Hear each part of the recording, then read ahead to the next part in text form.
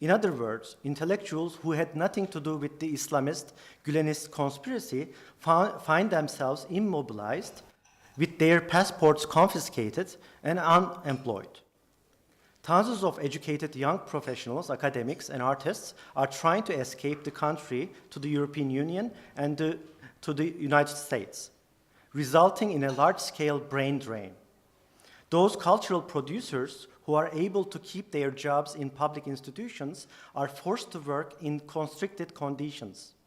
Censorship and/or self-censorship has become common practice.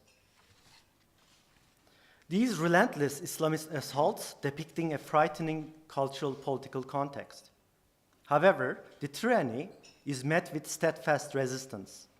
The vitality, creativity, and solidarity of secular democratic forces constantly injects new energy into the political domain. The diversity of the opposition reminds us that Turkey, a country of 80 million citizens with long history of democratic struggles, cannot be simply ruled by an autocratic regime. Although at times we feel desperate, we should remind ourselves that there are millions of like-minded Turkish people who have the potential to change the direction of this country. We have seen it before. The Gezi uprising was a turning point for Turkey. Although the current political parties do not offer much-needed alternatives, many of us are rather optimistic that a new breed of political leaders, cultural producers, and social theorists will define the upcoming era. With this hopeful note in mind, I would like to scrutinize the possibility and limitations of the Turkey's cultural political scene in relationship to its institutions. Focusing on academic and cultural context, I will consider culture as a territory where new possibilities of poetic resistance can emerge and be sustained. As an artist, activist, and a Gezi platform organizer in New York City between 2013 and 2015, I mostly rely on my personal and rather passionate observations. Over the years, I conducted interviews and organized Gezi talks, panel discussions, and symposia, which defines the backbone of this presentation.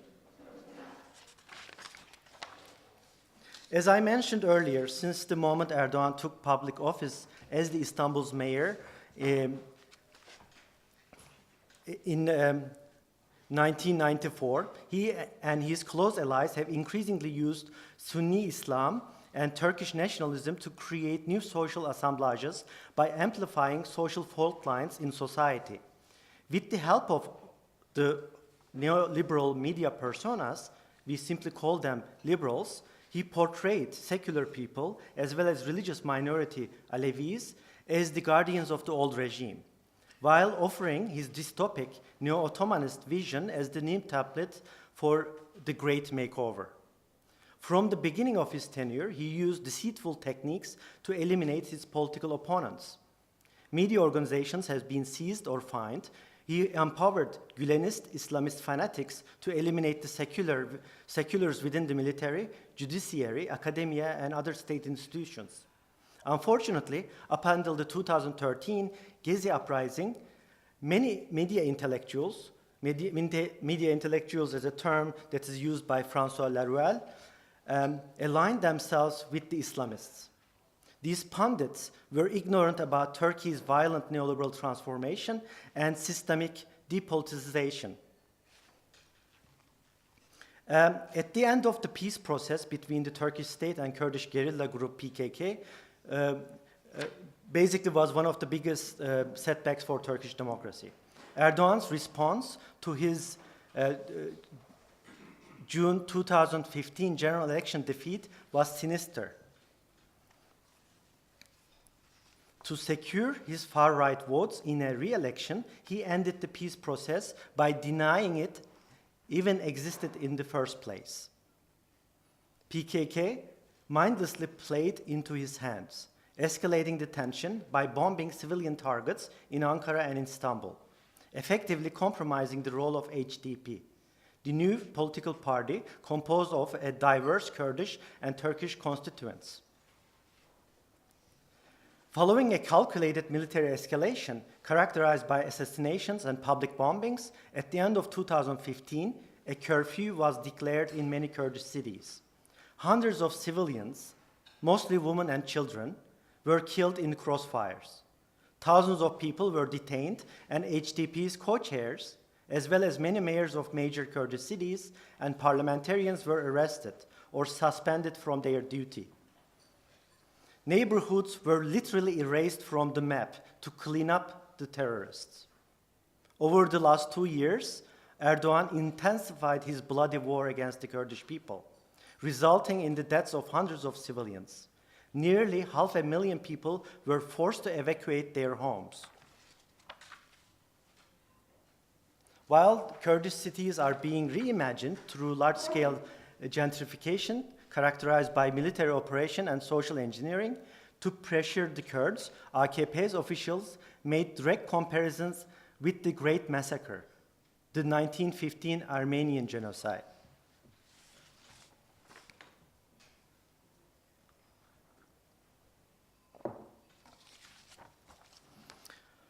So during escalating violence, many artists, academics, and writers, including some unions and associations, demanded that the government should immediately return to the peace process.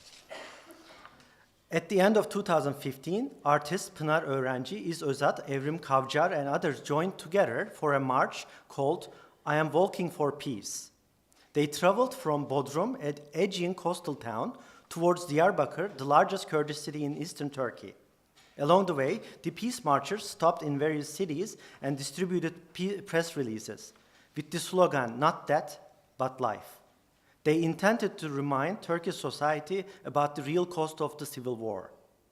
When they reached Diyarbakır on New Year's Eve, they met the mayor of the city, Gülten Kışanak, who now is in prison. And they gathered around 70 people to read their peace declaration.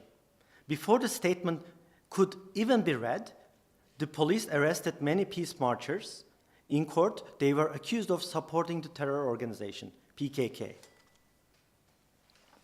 Although there is absolutely no evidence, this is an accusation that government often uses to undermine the opposition.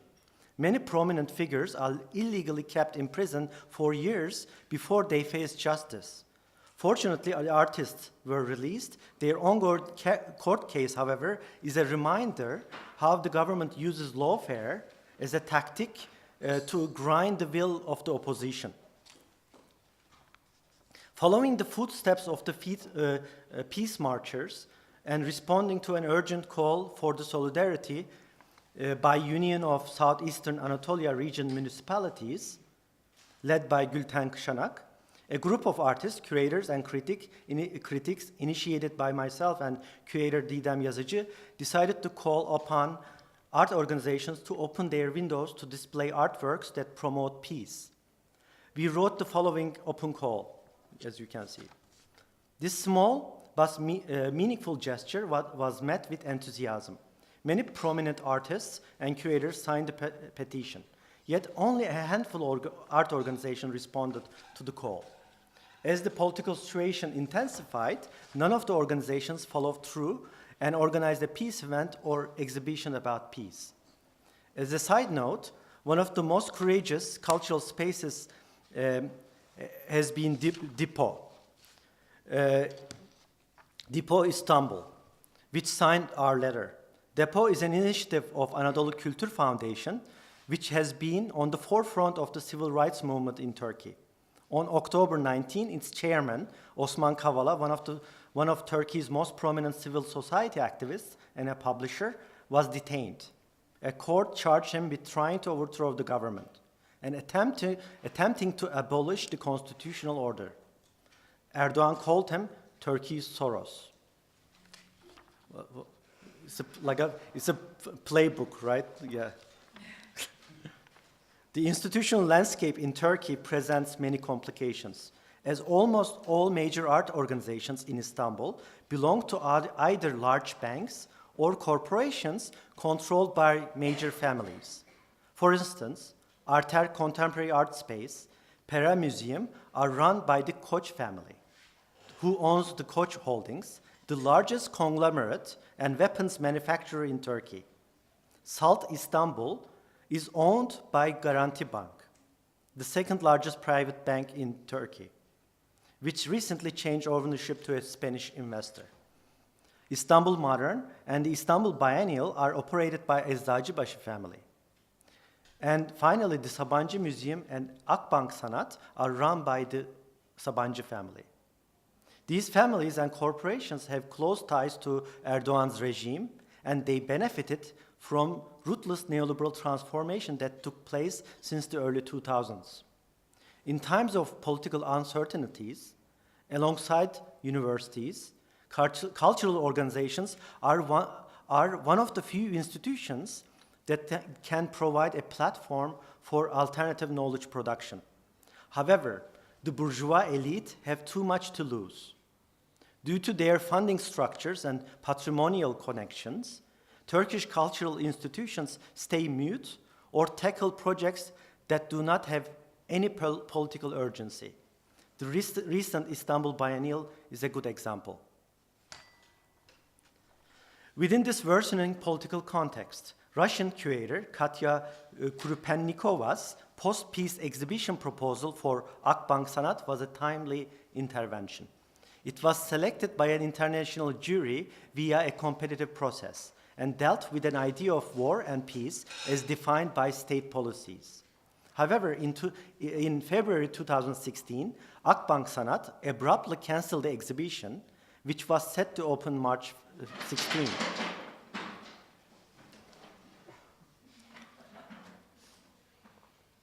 Following the outrage from the art community, Akbank Sanat's director issued a short statement citing the delicate situation in Turkey.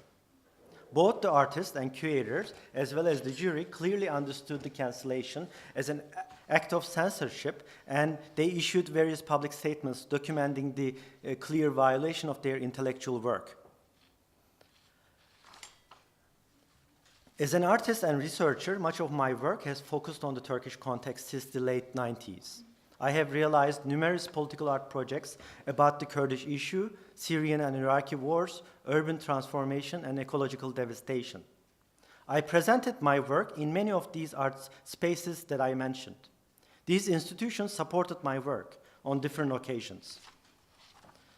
However, since 2012, the situation changed, and I understand that I can no longer present most of my openly political work in these institutions. Art projects, especially concerning the Kurds and the southeast of Turkey, became no-go zones for most institutions. As a person who grew up after the 1980s post-coup context, I recognize this self-censorship. Recently, a statement that I wrote, which intended to be distributed as part of Ex-Urban Collective's work at Istanbul Modern, was quietly censored without even presenting any reason.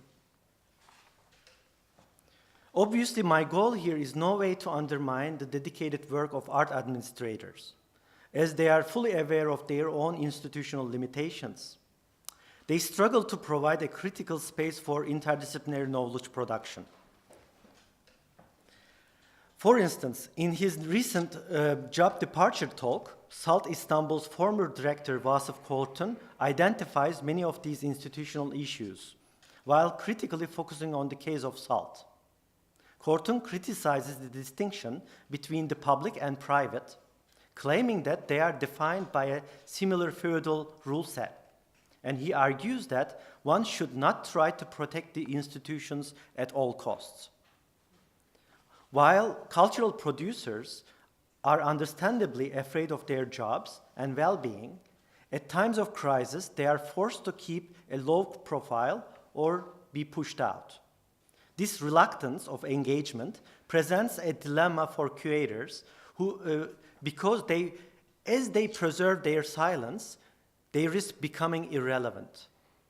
One needs to recognize the fact that within the current political climate, anything that's slightly controversial is met with hesitation. The question is then, how should these cultural institutions behave? As Kortun states, quote, "In this situation, to be able to survive should not be a big deal. We should not praise the act of surviving. The thing is how to be relevant." When everything is subsumed under a neoliberal authoritarian logic, how can we achieve an inclusive form of publicness that enables alternative knowledge production? While Korton points out the blurred line between the public and the private, he does in fact undermine the importance of public institutions and disregards how privatized models that he was part of played an integral role in reshaping the current neoliberal cultural sphere during the last 3 decades. In order to create an inclusive democratic model, one has to defend and reimagine public institutions and commonize the private ones. The erosion of alternative spaces and the consolidation of art and culture into private enterprises fundamentally changes the nature of art and culture. In recent years, many alternative art organizations and journals have closed.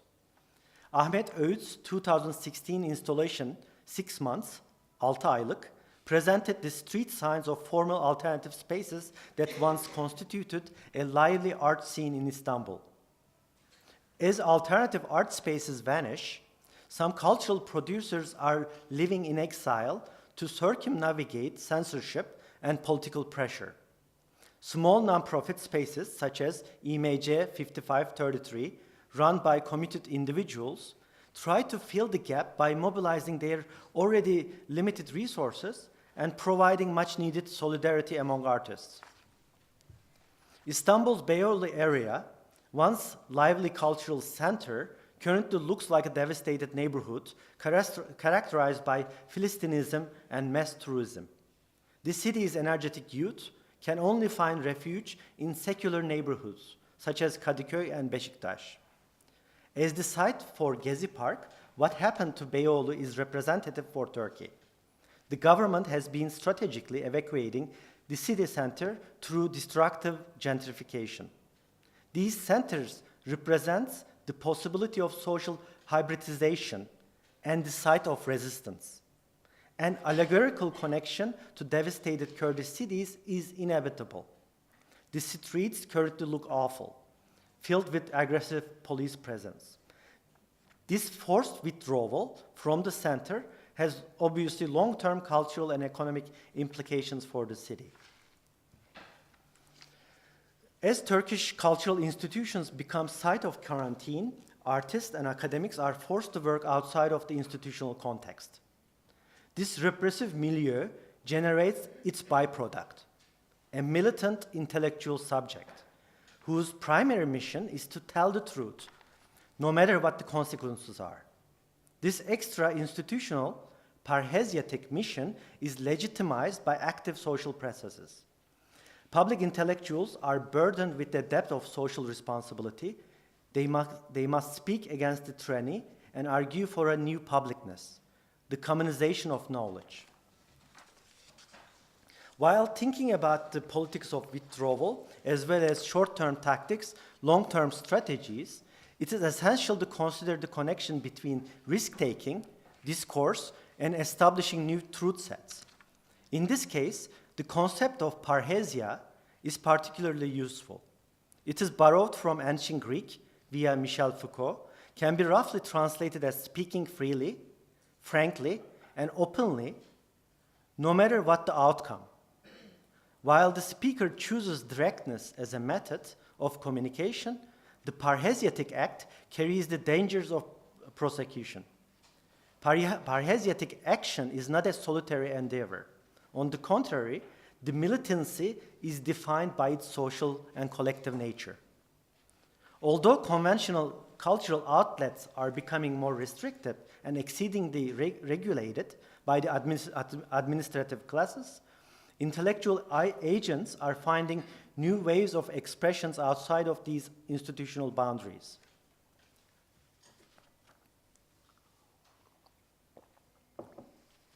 While the art community asks art organizations to be a platform for peace in times of war, over 1,000 scholars petitioned the Turkish government to stop its aggression and return to the peace process immediately. Erdogan responded to this simple but vital request with animosity. 4 academics were prosecuted and put into solitary confinement. Only months after they were released from prison,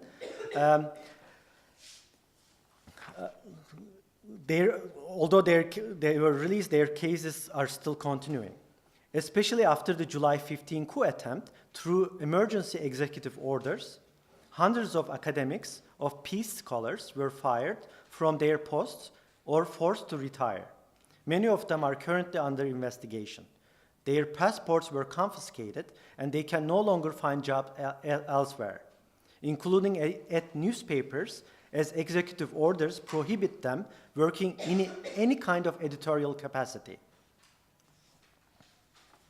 The Erdogan regime's swift move against peace supporters was to undermine the secular leftist contingencies, and in my opinion had 2 major interconnected objectives. First and foremost, it was to weaken HDP's consequential democratic representation of Kurdish people and the left, especially in the southeast of Turkey.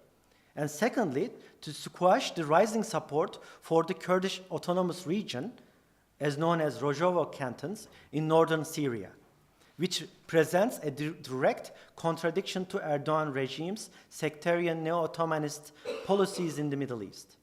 Almost all the independent Kurdish newspapers and televisions were closed. Their editorial boards were arrested, including many of the guest editors of Özgür Gündem Daily. A much celebrated Turkish writer, Aslı Erdoğan's case is particularly telling. She spent 132 days of pre-trial detention only because she wrote in the newspaper. I believe Gurur is going to talk about her a bit more in details, right? So as I illustrated by these handful of examples, the political situation is headed for the worst. Yet there is a silver lining in all this. As Erdogan attacks Turkish democracy, he is at the same time delegitimizing his power. Even his stoutest propagandists are failing to justify his actions. When there is relentless repression, there is steadfast resistance, therefore hope. While traditional solidarity networks, including political parties, unions, and associations, are becoming inadequate to respond to the regime's attack, people are inventing new ways of developing solidarities. This grassroots activism emerging from the bottom puts pressure on the political parties to respond and change their tactics. In other words, many of these peace initiatives are effective as generate a form of knowledge situated in practice and vital for future large-scale solidarities. CHP's 450-kilometer justice march from Ankara to Istanbul is a great example for this kind of pressure from the bottom. The new militant subject has the capacity to resist while producing an alternative life. Resourceful and engaged intellectual outcasts have the potential to bring various segments of society together in novel ways. In my recent interview in Istanbul, my friend, artist Burak Delier, identifies the importance of this alternative production, especially talking about the street lectures that were organized by Academics for Peace. Delier suggests that Academics for Peace and other grassroots engagements offer a new form of militancy that bypasses established confinements and has serious consequences with respect to unorthodox knowledge production. Similarly, in Commonwealth, Antonio Negri and Michael Hart underline the significance of co-research beyond the boundaries of academia. Quote, another route has been forged by professors and students who take their work outside of the universities, both to put their expertise at the service of social movements and to enrich their research by learning from movements and participating in the production of knowledge developed there. Such militant research is conceived not as a community service, as a sacrifice of scholarly value to meet a moral obligation, but rather a superior in scholarly terms because it's open a greater knowledge production production. A third route, which has developed primarily among the globalization movements in recent years, adopts the method of co-research developed experimentally in the factories and applies them to the entire terrain of biopolitical production. In social centers and nomad universities, on websites and in movement journals, extraordinarily advanced forms of militant knowledge production have developed that are completely embedded in the circuits of social practice, unquote. While intellectual and artistic activity may have a privileged position, it has a fundamental role in society, especially when rooted in practice. As Negri and Hart states, social movements are not simply demanding real democracy, but at the same time are the sites of a new type of knowledge production through which revolutionary subjectivities can emerge. This biopolitical struggle underlines the social dimension of alternative truth regimes. In this case, the collective is a byproduct of social processes that is activated through a radical pursuit of activism. In many respects, Gezi uprising provides the blueprints for a temporary autonomous zone. Where engaged cultural producers can get together and transform each other. Tahrir Square, Zuccotti and Gezi Parks, Umbrella Revolution in Hong Kong, or Black Lives Matter movement in the US are events that should not be evaluated by their immediate political outcomes, but rather by their ability to activate new subjectivities and inspirations for updated solidarity networks. The Gezi uprising was indeed a defining moment for Turkish political history, because beyond Istanbul, hundreds of thousands of people from Ankara to New York, from Izmir to Diyarbakir, gathered around parks to demand real democracy for Turkey. From poetry reading to dancing, from public lectures to praying, the park became a site of extreme hybridization. This is precisely the reason that we need to take artistic production seriously, to appreciate the diversity of the voices that escaped the hierarchical conventional forms. If art is an act of utterance to an imagined audience, does speaking the truth matter if no one will ever hear you? Artists have a self-defined role in society, which encourages them to speak out, sometimes in silence, to deliberately reflect on their lived experiences as well as the human, non-human condition. The outcome of artistic expression may not be immediately shared by a community. Nevertheless, every artwork inherits a negotiation. There is a hidden contract between the object of art, its subjects, and its possible spectator.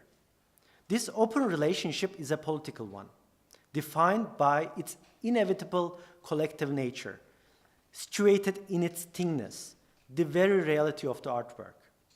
Its value comes from looking, reading, listening, and or touching the work together, yet it resists a solidified meaning.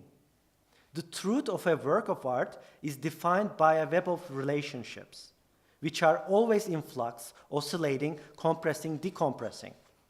A live community is assembled by an artwork while it is mobilized by it. In other words, art is a recursive algorithm, as it defines its own social character, forms its own community. Artistic expression is inevitably a parhesiatic act. This synergetic relationship between an artwork and its possible community compels artists to utter the truth in a precise, direct, and honest manner. A person can only be an artist when they accept the responsibility to speak the truth with frankness and openness, and to produce work according to a laborious ethical attitude. Only then can their work survive through historical scrutiny, become part of the resistance against the tyranny, whatever form it takes. So artists, writers, and academics have always taken risks to face this Turkish state, its crime, its injustices. Even they face prosecution, pressure, censorship. Yet their fight goes on in most creative ways, inspiring publics, establishing new grounds for contemplation. I am hopeful because of the fact that the right-wing political machinery does not have the necessary cultural toolkit to counter the diverse and engaged voices of the multitude. The right tries to overcompensate its poverty by enlisting fundamentalists, neoliberals, and shameless capitalists who try to extract any value from rotten conservative values. While some liberal subjects are ready to negotiate with the Islamofascist regime, a long-term strategic collective can be formulated when we stay true to our values, uncompromised and steadfastly as establishing new spaces for exchange, developing new solidarity networks, and creating a better future for all. So, thank you.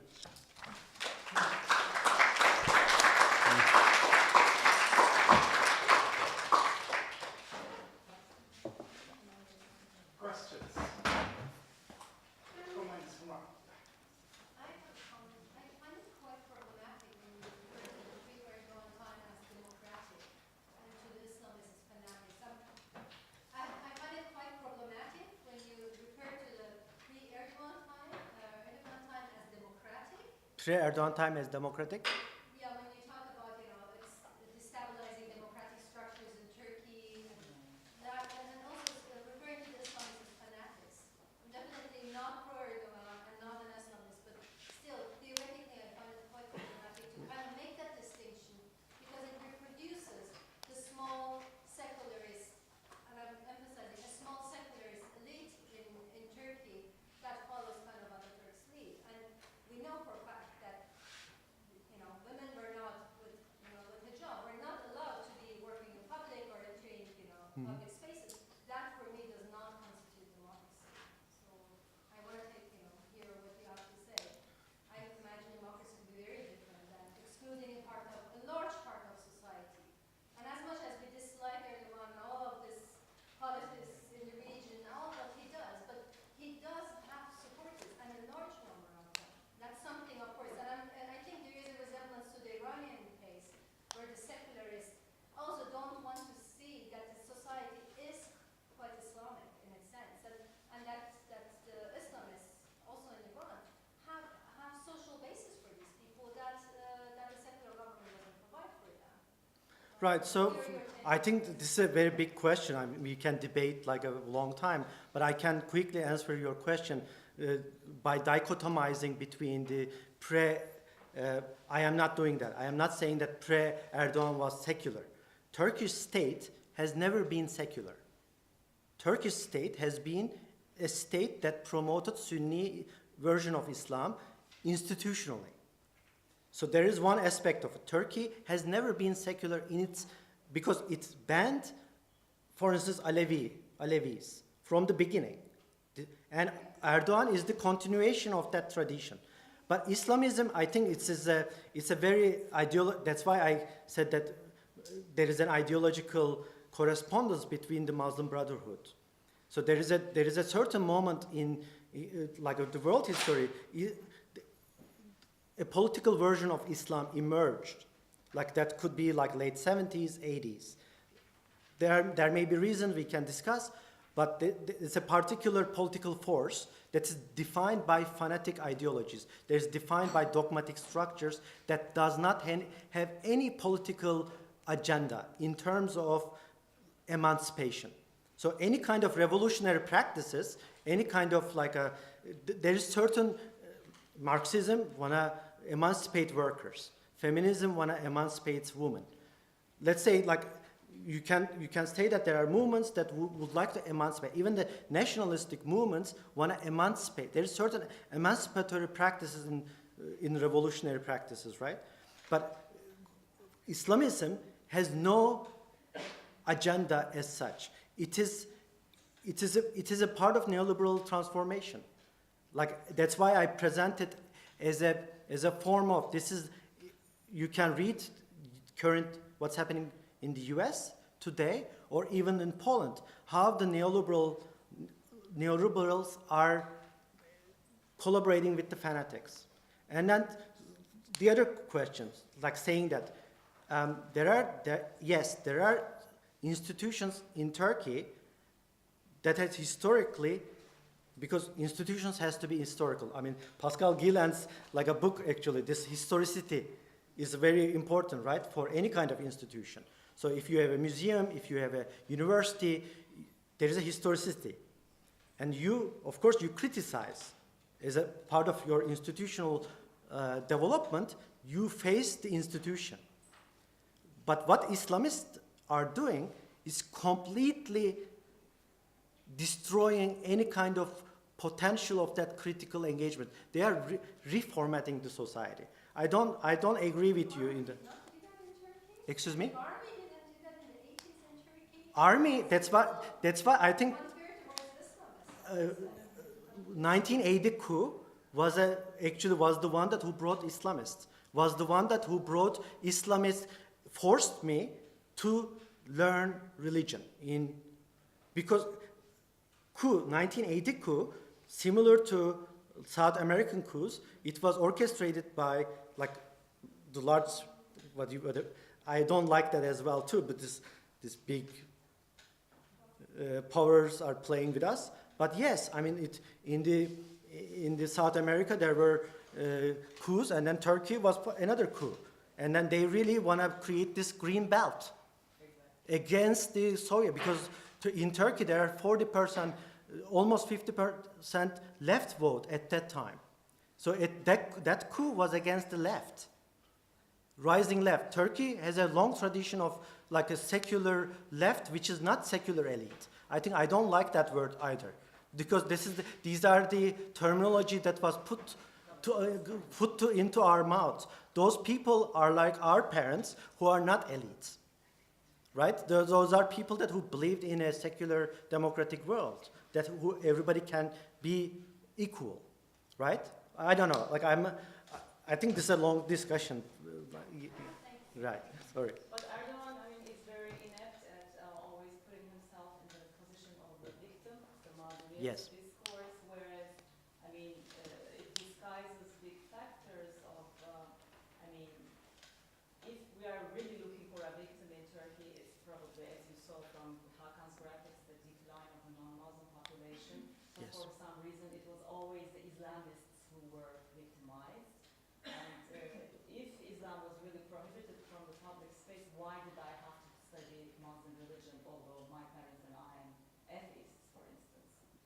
So, I mean, these are really, I mean, this question and this whole argument is pretty much framed from within the discourse of the government that does not have any empirical basis. Yes, I agree. But yeah, I think they were really successful in terms of, I mean, also Ahmet Kuru, maybe you follow his work, one of the people who writes this kind of secularisms, right? In France, for instance, he defines two forms of secularism. One of them is authoritarian secularism, which is the version of like France, like Turkey, and then the other one is like liberal secularism, like US, like everybody can do whatever they want, right? This kind of dichotomy, right? Turkey was an authoritarian secular, but one can argue that those countries weren't even secular. Recently we had a discussion. I mean, you cannot explain what's happening in France if you don't take into consideration that French secularism has a Catholic spirit, or Turkish secularism has a Sunni spirit that didn't allow any other forms of religious understanding to flourish. So, like, I think this kind of dichotomizing doesn't work. Like, I think that's why I don't say that past was good. But I'm saying that there is a core Enlightenment idea, modernist ideas that many of the large part of the world were grown up with, like the beginning of 20th century to end of the 20th century. Those countries in the Middle East, there is certain understanding of the world that is not generated by fanatic beliefs, but something that is like that we can critically engage with. So this is the distinction. That's what Habermas warned us, right? Of course, enlightenment, we criticize it, but still, as Foucault says, I am an enlightenment thinker, right? I am not saying that we should go back to like a pre-enlightenment era, glorifying this kind of movements. These people like fundamentalists, essentially, because, yeah. We cannot dissociate this from the development of, world systemic development in the 1970s, the rise of political Islam, and the coup of 1980, and the passing of neoliberal economic policies, the 28th of January. It happened right after that, actually. So we cannot really dissociate this from the Cold War strategies of arming. I mean, the Taliban were the good guys, who were the friends. I mean, with the Soviet invasion of Afghanistan, there was a very deliberate and organized project going on with the, Fethullah Gülen himself and Erdogan and Abdullah Gül, all these right-wing politicians that you see on the political stage right now in Turkey were actually parts of the organizations against communism. So they were actually co-created within Yes. and then now they have sort of become the enemies, whereas actually they're still trading arms and guns with them. But I mean, we cannot dissociate the stride of political Islam from the global history of the rise of neoliberalism. So we cannot just say, oh, poor Muslims were not able to practice their religions and they were, victimized by the Republican project. That's a very ahistorical and misinformed perspective, I would say. Sorry, we hijacked the question time. Other questions? I have one.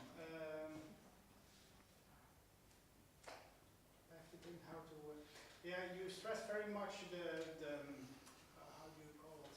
The importance of with Asia, of course, of taking the word to speak. So you stress very much, I think, the importance of the public side of action, protest, etc. But while I was listening to you, I was wondering, yes, but that can be killed very easy.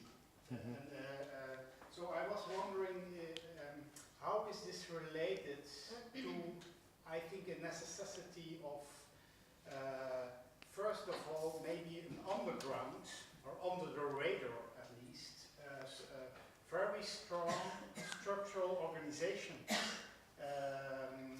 which can be a network, but it needs to be rhizomatic because you can split them everywhere. But I was wondering also if you have ideas, just informative, of how they organize a kind of structural base, or try to do this, to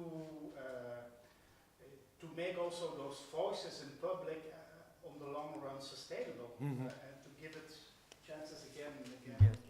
So have you a view of almost organizational strategies and Yeah, we were just speaking yesterday, actually, like when we had Gezi talks in New York. Michael Hart was coming and talking, and we were talking about the question of leadership and how you are gonna. Okay, we are like active. We are doing a lot of things. Like here, we are talking. We are learning from each other. And what are we gonna do? What is gonna be next? I mean, we are this kind of act of sharing. How can it be translated to a meaningful social change?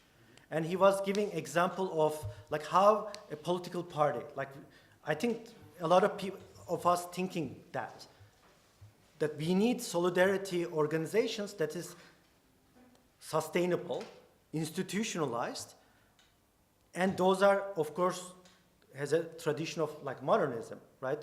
We had certain critical, even sometimes we don't believe them, those institutions like political parties.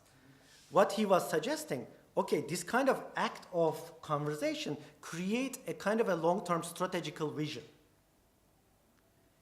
And we are the one who are creating the vision and then presenting to the party, as opposed to historically party leaders, modernist like revolutionary leaders would have a vision and convince the public.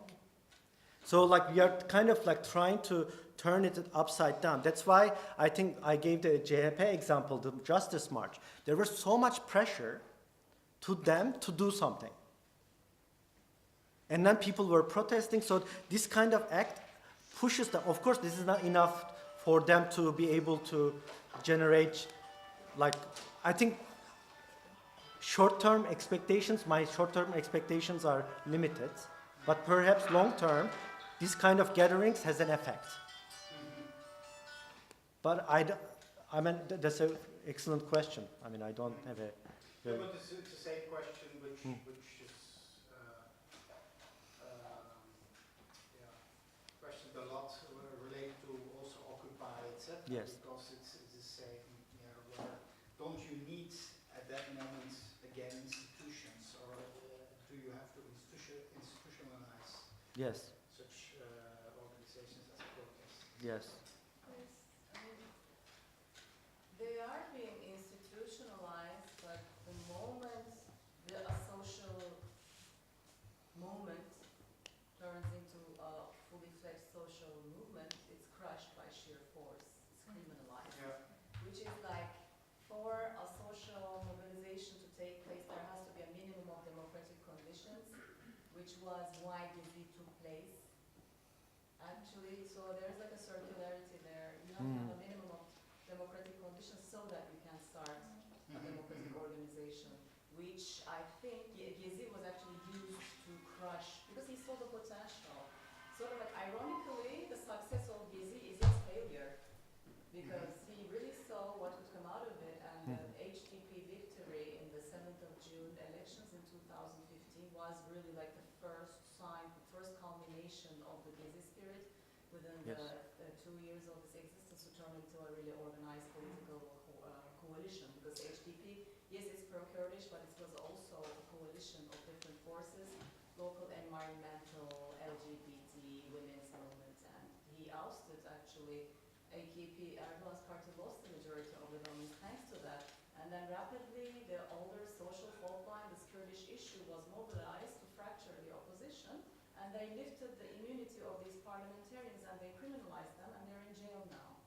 So the forces that we are at war with are strong forces. They are armed, and he's even training paramilitaries, like a parallel army. So, granted that our responsibility is also to be able to survive and not overexpose ourselves, not to be in danger, and to really survive and make something of it, and to be able to tell its story so that something can come out of it when the conditions are right. But it's really unnecessary perhaps to confront it as an armed level at the moment, because it's apparent that you are going to be losing. Yeah, and also when to choose the moment to do that, to go public and to, this is very important, I think, in this kind of strategies or tactics. Yes. Because there are many mobilizations actually, and he voted, the no vote actually won in the referendum. But the state of emergency, like this Carl Schmitt and RDF, who can declare state of emergency is the sovereign. So during the rule of emergency rule, there was not able to be a challenge to the counting. The counting changed while the votes were being counted, because the institutions were belonging, like supporting Erdogan now. So the game's rules changed while the count was happening. He actually lost. That's why he's on the aggressive side again, and he's going to infinitely expand the state of emergency. But I think in the US case, for instance, there are like immediate changes, right? Because of the Black Lives Movement or the Women's March has direct impact on the political scene, or even like institutional level. Right now, like universities and cultural institutions are rushing to hire diversity, while before it wasn't like in a question. Or like political parties tried to represent their constituents because they saw that they are very powerful, changing. Although you can argue that Black Lives Matter is like a Gezi, or like a Occupy Wall Street, but at the same time, those political subjects becoming engaged with the politics, and they are kind of changing the rules of the game. I think this is happening. That's what I'm excited about. But you can also argue that, well, Democratic Party, at the end of the day, it's a capitalist. Like, I see those problems. But US is like 350 million people, Turkey is 80 million. The transformation happens much slower pace. I guess you guys are much luckier because like you want to do something, you can't, like, countries are more compact, can be like a,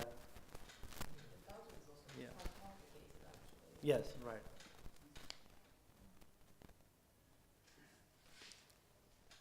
I appreciate your positive note and tone.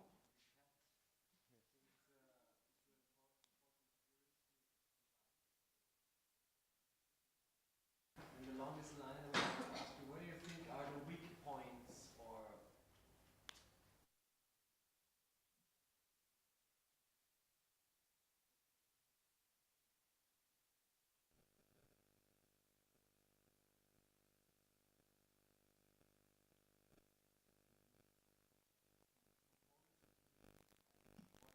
timeline you imagine when it comes to this struggle?